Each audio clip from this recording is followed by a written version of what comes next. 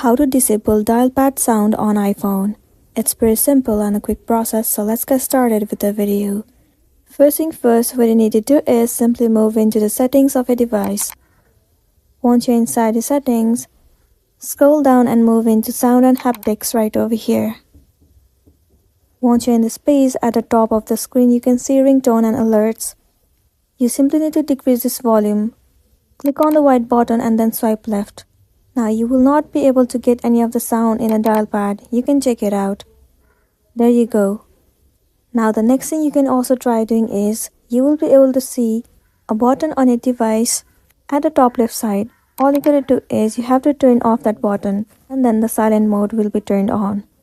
Now even if you dial pad on a device, the sound will not be available to you, and then you'll be good to go.